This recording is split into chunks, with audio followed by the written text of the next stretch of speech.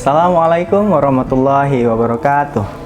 Alhamdulillahirabbil alamin, allazi arsala rasulahu bil huda wa dinil haq liyuzhirahu 'ala dini kullih. Asyhadu an la ilaha illallah wa asyhadu anna Muhammadan abduhu wa rasuluhu la nabiyya ba'dah. Segala puji bagi Allah, Rabb semesta alam yang telah memberikan kenikmatan kepada kita semua. Alhamdulillah, pada tahun ini kita bisa melaksanakan ibadah puasa. Semoga Allah memberikan kekuatan kepada kita sehingga kita bisa melaksanakan puasa sampai 1 bulan penuh lamanya.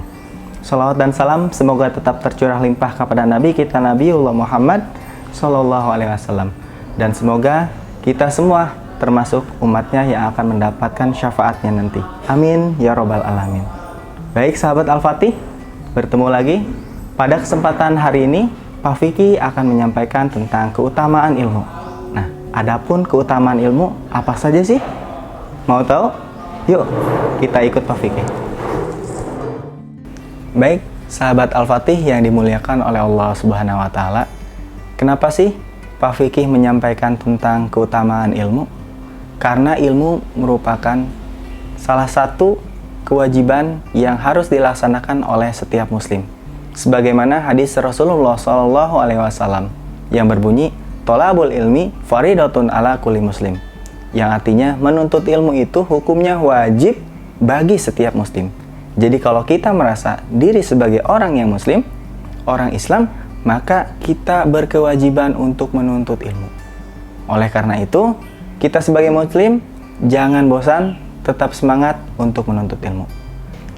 Adapun keutamaan menuntut ilmu yang pertama, ilmu sebagai landasan amal. Sebagaimana firman Allah Subhanahu wa Ta'ala yang berbunyi, "Wala taqfu ma laisa laka bihi ilmun."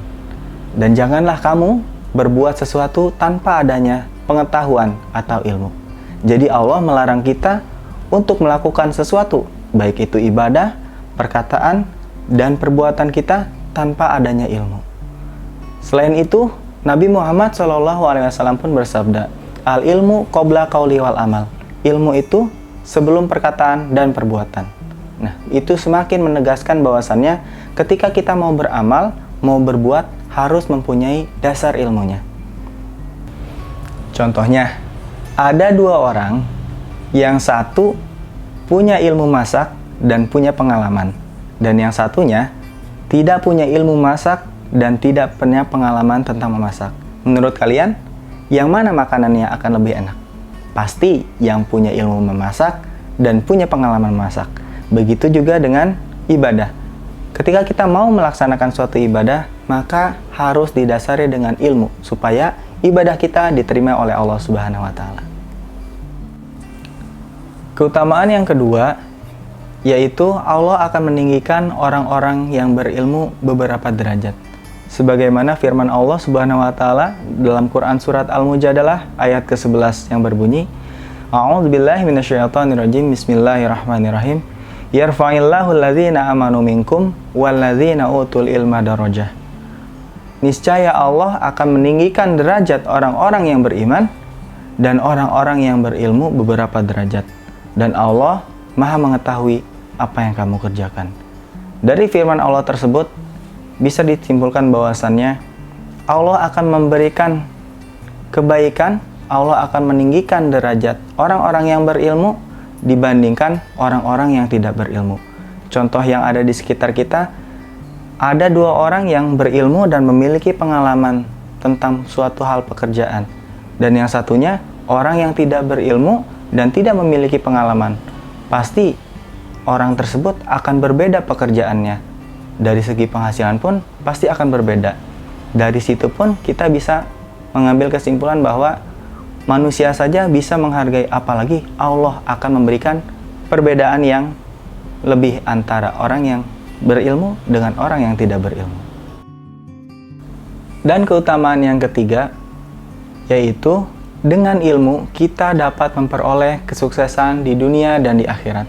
Sebagaimana dengan sabda Nabi Muhammad SAW yang berbunyi, "Man arada dunya fa'alaihi bil ilmi, wa man arada al-akhirah fa'alaihi bil ilmi, wa man aradahuma fa'alaihi bil ilmi." Yang artinya, barang siapa yang menghendaki kesuksesan dunia, maka dengan ilmu. Dan barang siapa yang menginginkan kesuksesan akhirat, maka dengan ilmu.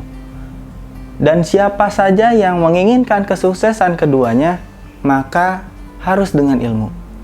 Dari hadis tersebut menjelaskan bahwasannya, ketika kita ingin berhasil di dunia, keberhasilan dunia, mungkin kita sukses dalam pelajaran, kita sukses dalam sekolah, kita sukses dalam usaha, kita bisa mencapai apa yang kita inginkan di dunia ini, itu harus dengan ilmu.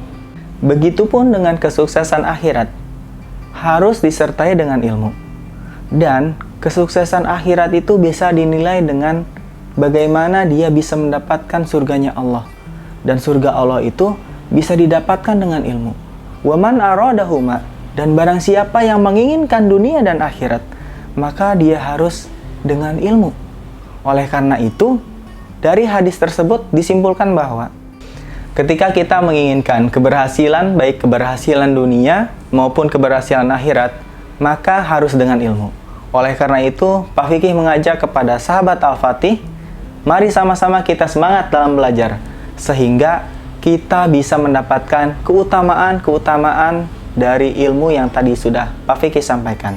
Namun yang terpenting, ketika kita melaksanakan belajar, ketika kita menuntut ilmu, ada hal-hal yang harus diperhatikan. Yang pertama, niatkan belajar tersebut untuk ibadah kepada Allah.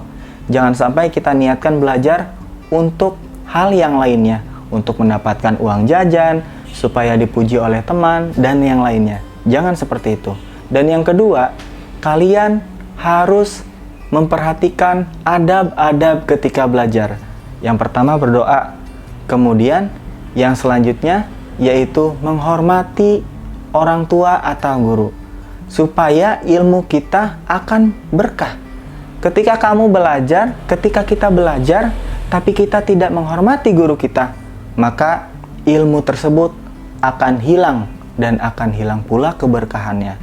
Bisa jadi amalan ibadah kita yang belajar itu tidak mendapatkan pahala. Nauzubillahi min dzalik. Tidak mau kan? Oleh karena itu, semangat belajar dan tetap perhatikan adab-adab ketika belajar.